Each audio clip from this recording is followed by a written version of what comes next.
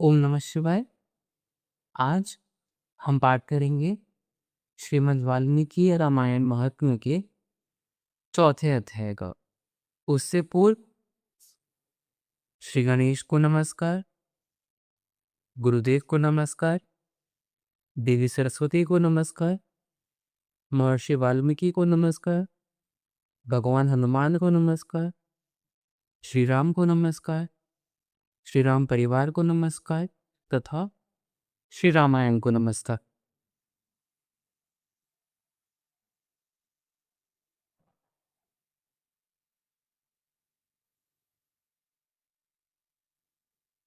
श्री सीतारामचंद्राभ्याम नमः। श्रीमद् वाल्मीकि रामायण महात्म्य चौथा अध्याय। चैत्र मास में रामायण के पठन और श्रवण का महात्म्य। कालिक नामक व्याध और उतंग मुनि की कथा। नारद जी कहते हैं, महर्षियों, अब मैं रामायण के पाठ और श्रवण के लिए उपयोगी दूसरे मास का वर्णन करता हूँ। एकाग्रचित्त होकर सुनो।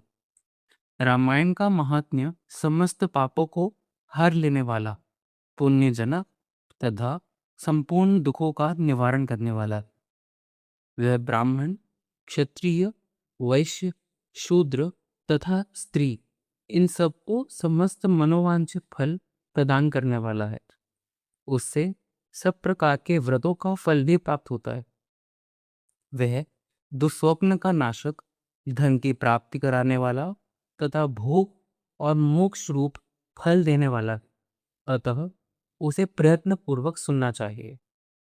इसी विषय में विज्ञ पुरुष एक प्राचीन इतिहास का उदाहरण देते हैं।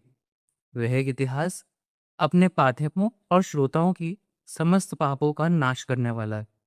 प्राचीन कलियुग में एक कलिक नाम वाला व्याध रहता था। वह सदा पराई स्त्री और पराये धन के अपहरण में ही लगा रहता था।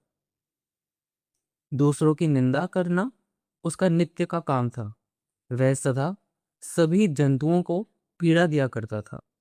उसने कितने भी ब्राह्मणों तथा सैकड़ों हजारों गौओं की हत्या कर डाली थी। पराये धन का तो वह नित्य अपहरण करता ही था, देवता के धन को भी हड़प लेता था। उसने अपने जीवन में अनेक बड़े बड़े पाप किए थे। उसके पापों की गणना करोड़ों वर्षों में भी नहीं की जा सकती। एक समय वह महापापी व्याध, जो जीव जंतुओं के लिए यमराज के समान भयंकर था, सौवीर नगर में गया। वह नगर सब प्रकार के वैभव से संपन्न, वस्त्राभूषणों से विभूषित युवतियों द्वारा सुशोभित, स्वच्छ जल वाले सरोवरों से अलंकृत तथा भांति भांति की दुकानों से सुसज्जित था। देवनगर के समान उसकी शोभा हो रही। व्याध उस नगर में गया। सौवीर नगर के उपवन में भगवान केशव का बड़ा सुंदर मंदिर था, जो सोने के अनेकानेक कलशों से ढका हुआ था। उसे देखकर व्याध को बड़ी प्रसन्नता हुई। उसने यह निश्चय कर लिया कि मैं यहाँ से बहुत सा सुवर्ण चुराकर ले जाऊंगा। ऐसा निश्चय करके वह चोरी पर लट्टू रहने वाला व्याध श्री राम के मंदिर में गया। वहां उसने शांत तत्वार्थवेत्ता और भगवान की आराधना में तत्पर उतंग मुनि का दर्शन किया, जो तपस्या की निधि थे। वे अकेले ही रहते थे। उनके हृदय में सबके प्रति दया भरी थी। वे सब ओर से निःस्पृह थे। उनके मन में केवल भगवान के ध्यान का ही रोग बना रहता था।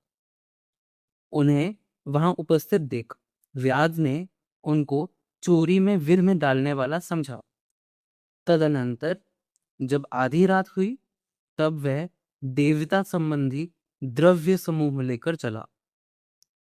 उस मदोन्मत्त व्याध ने उतंग मुनि की छाती को अपने एक पैर से दबाकर हाथ से उनका गला पकड़ लिया और तलवार उठाकर उन्हें मार डालने का उपक्रम किया।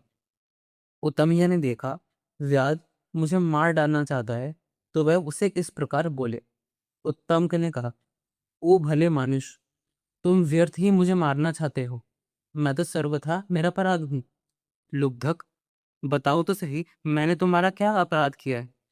संसार में लोग अपराध की ही प्रयत्नपूर्वक हिंसा करते हैं। सौम्य, सज्जन निरपराध की व्यर्थ हिंसा नहीं करते। शांतचित्त साधु पुरुष अपने विरोधी तथा मूर्ख मनुष्यों में भी सद्गुणों की स्थिति देखकर उनके साथ विरोध नहीं रखते हैं। जो मनुष्य बारंबार दूसरों की गाली सुनकर भी क्षमाशील बना रहता है, वह उत्तम कहलाता है। उसे भगवान विष्णु का अत्यंत प्रियजन बताया गया है। दूसरों के हित साधन में लगे रहने वाले साधुजन किसी के द्वारा अपने विनाश का समय उपस्थित होने पर भी उसके साथ वैर नहीं हटते। चंदन का वृक्ष अपने को काटने पर भी कुठार की धार को सुवासित ही करता है। अहो, विधाता बड़ा बलवान है। वह लोगों को नाना प्रकार से कष्ट देता रहता है। जो सब प्रकार के संग से रहित है, उसे भी दुरात्मा मनुष्य सताया करते हैं। अहो, दुष्ट जन इस संसार में बहुत से जीवों को बिना किसी अपराध के ही पीड़ा देते हैं। मल्लाह मछलियों के, चुगलखोर सज्जनों के और व्याध मृगों के इस जगत में अकारण वैरी होते हैं। अहो, माया बड़ी प्रबल है। यह संपूर्ण जगत को मोह में डाल देती है तथा स्त्री, पुत्र और मित्र आदि के द्वारा सबको सब प्रकार के दुखों से संयुक्त कर देती है। मनुष्य पराये धन का अपहरण करके जो अपनी स्त्री आदि का पोषण करता है, वह किस काम का? क्योंकि अंत में उन सबको छोड़कर वह अकेला ही परलोक की राह लेता है। मेरी माता, मेरे पिता, मेरी पत्नी, मेरे पुत्र तथा मेरा यह घर बार, इस प्रकार ममता व्यर्थ ही प्राणियों को कष्ट देती रहती है। मनुष्य जब तक कमाकर धन देता है, तभी तक लोग उसके भाई बंधु बने रहते हैं और उसके कमाए हुए धन को सारे बंधु बांधव सदा भोगते रहते हैं। किंतु मूर्ख मनुष्य अपने किए हुए पाप के फल रूप दुख को अकेला ही भोगता है।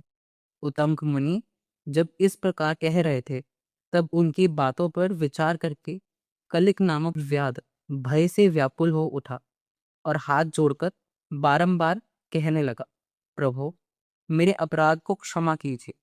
उन महात्मा के संग के प्रभाव से तथा भगवान का सानिध्य मिल जाने से उस लुब्धक के सारे पाप नष्ट हो गए तथा उसके मन में निश्चय ही बड़ा पश्चाताप होने लगा।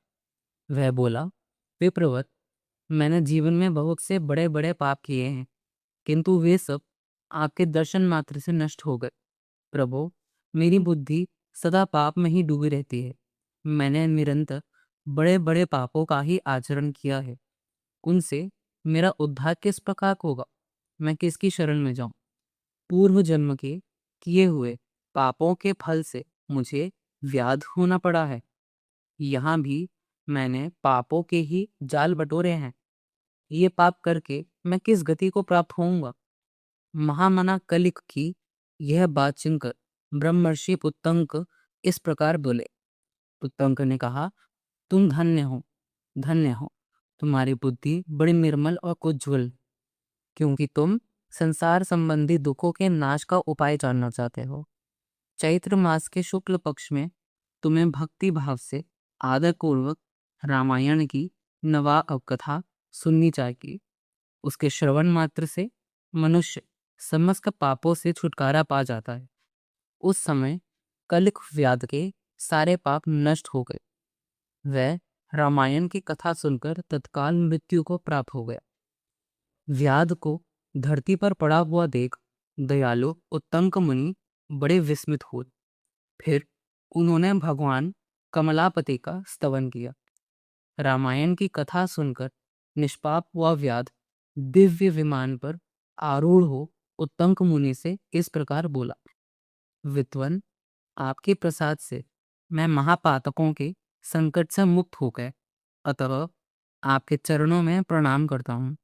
मैंने जो किया है, मेरे उस अपराध को आप क्षमा कीजिए। सूत जी कहते हैं, ऐसा कहकर कलिक ने मुनिश्रेष्ठ उत्तंक पर देव कुसुमों की वर्षा की और 3 बार उनकी परिक्रमा करके उन्हें बारंबार नमस्कार किया।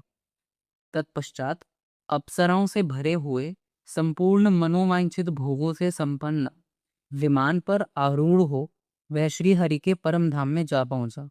अतः विप्रवरो, आप सब लोग रामायण की कथा सुने।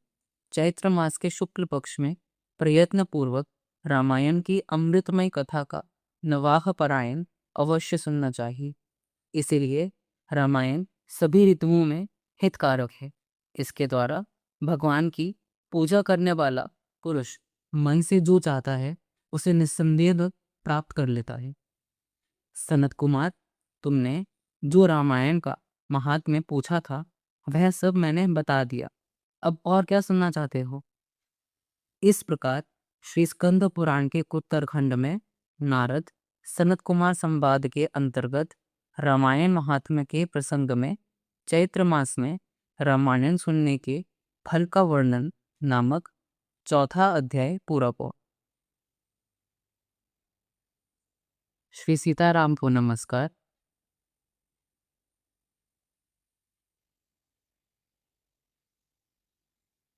श्री सीताराम अर्पणमस्तु।